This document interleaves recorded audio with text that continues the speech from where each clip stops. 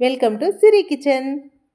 ఈరోజు మనం బయట నుంచి తీసుకొచ్చే పన్నీర్ ఇంకా ఫ్రెష్ క్రీమ్ వాడకుండా ఇంట్లోనే ప్యూర్ పాలతోటి తయారు చేసిన పాలక్ పన్నీర్ రెసిపీని చూసేద్దాం.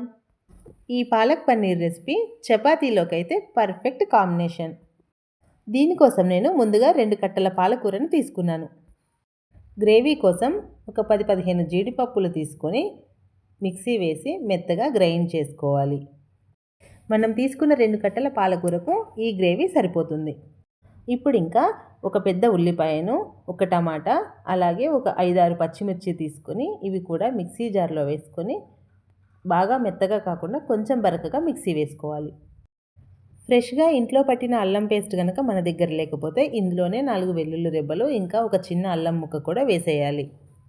ఇలా మిక్సీ వేసి ఒక చిన్న బౌల్లోకి తీసి పక్కన పెట్టుకోండి. ఇప్పుడు పాలకూరను రెడీ చేసుకుందాం. ముందుగా ఒక గిన్నెలో నీళ్లు తీసుకుని అందులో రాళ్ల ఉప్పు వేసి పాలకూరను ఫ్రెష్గా తీసుకుని ఒక 10-15 నిమిషాల పాటు ఆ నీళ్ళలో ఉంచేయాలి. ఈ రెసిపీని మనం రెస్టారెంట్ స్టైల్లో చేయాలి అంటే పాలకూరను ముందుగా వేడి నీళ్ళల్లో ఉడకబెట్టి మిక్సీ వేయాలి. కానీ అలా చేస్తే అందులో ఉన్న పోషక విలువలన్నీ పోతాయి. అందుకని మనం ఉప్పు వేసిన నీళ్ళలో 10 నిమిషాలు ఉంచి ఇలా కట్ చేసుకొని డైరెక్ట్గా ఫ్రై చేసి మిక్సీ వేసుకుంటే అందులో ఉన్న పోషక విలువలన్నీ మన పిల్లలకు అందుతాయి. పాలకూరని మాత్రం ఫ్రెష్గా ఉన్న కట్టలను మాత్రమే తీసుకోండి. ఇలా కాడల చివర్లను కట్ చేసి పాలకూరని ఇలా 3 ముక్కలుగా కట్ చేసుకొని స్టవ్ మీద ప్యాన్ పెట్టుకొని 1 స్పూన్ ఆయిల్ వేసుకొని అందులో 1 నిమిషం పాటు ఫ్రై చేసుకుంటే సరిపోతుంది. ఈ రెసిపీ కోసం నేను పన్నీర్ బయట నుంచి కాకుండా మా డైరీ ఫామ్ నుండే ప్యూర్ మిల్క్ తీసుకొని పన్నీర్ తయారు చేశాను. ఆ వీడియో కూడా పెడతాను. పాలకూరను వేయించుకునేటప్పుడు 1 నిమిషం మూత పెట్టి ఉంచాలి. త్వరగా మగ్గిపోతుంది. ఇలా 2 నిమిషాలు వేయించుకుంటే సరిపోతుంది. బాగా ఫ్రై చేయాల్సిన అవసరం లేదు. ఈ కన్సిస్టెన్సీ ఉంటే చాలు. ఇప్పుడు దీన్ని మనం మిక్సీ జార్లోకి తీసుకొని మిక్సీ వేసేద్దాం. ఈ పేస్ట్ మాత్రం మెత్తగా గ్రైండ్ చేసేసుకోవాలి. మనం ఇందులో ఇంకేమీ వేయట్లేదు. ఓన్లీ పాలకూరను మాత్రమే మిక్సీ వేస్తున్నా. ఇప్పుడు ఇంకా పాలక్ పన్నీర్ చేయడం 2 నిమిషాల పని. మళ్ళీ స్టవ్ వెలిగించి ప్యాన్ పెట్టుకొని 2 టేబుల్ స్పూన్ల ఆయిల్ సరిపోతుంది. ఈ కర్రీకి ఎక్కువగా ఆయిల్ పట్టదు. నెయ్యి ఆప్షనల్, వద్దు అంటే స్కిప్ చేసేయండి. 1 స్పూన్ నెయ్యి కూడా వేసుకుంటే టేస్ట్ ఇంకా బాగుంటుంది. నేను ఇందులో మీగడ వేస్తున్నాను కాబట్టి నెయ్యి వేయట్లేదు. ఆవాలు, జీలకర్ర, శనగపప్పు వేసుకొని వేయించుకోవాలి.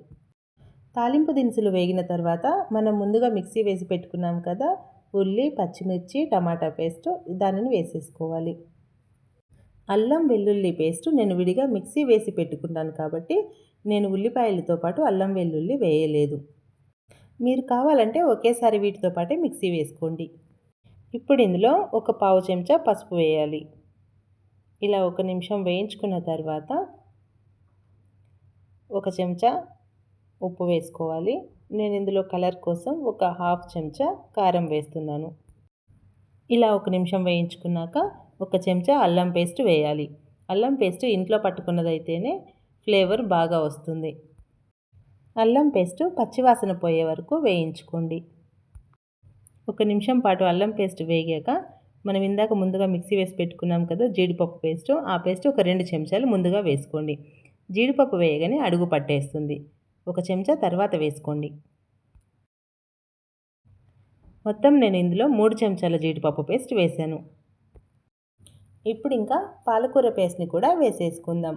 1 టీ గ్లాసు వాటర్ కూడా యాడ్ చేసుకుందాం. గ్రేవీ మనకు ఈ కన్సిస్టెన్సీలో ఉంటే సరిపోతుంది. 1 నిమిషం పాటు మూత పెట్టి మగ్గించేయండి. ఇప్పుడు ఇంకా పన్నీర్ తీసుకుందాం. ఈ పన్నీర్ నేను ఇంట్లోనే ప్యూర్ పాలతో తయారు చేశాను.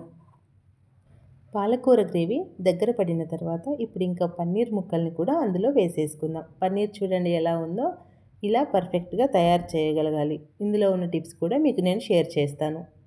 ఇప్పుడు ఇంకా నిదానంగా కలబెట్టుకోండి, పన్నీర్ ముక్క విరిగిపోకుండా. ఎందుకంటే దీనిని మనం ఆయిల్లో ఫ్రై చేయలేదు కదా, డైరెక్ట్గా గ్రేవీలో వేసేసాము.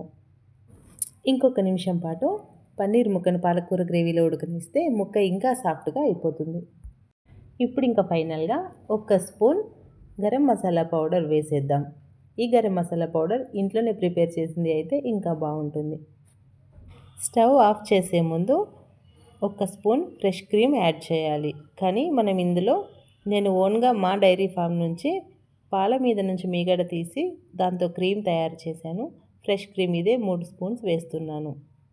ఈ రెసిపీ మొత్తానికి ఇదే హైలైట్ అనమాట.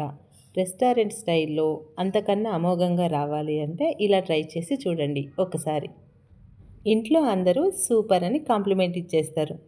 నా రెసిపీ కనుక మీకు నచ్చినట్లయితే లైక్ చేసి, షేర్ చేసి, సబ్స్క్రైబ్ చేసుకోండి. మీ సిరి కిచెన్.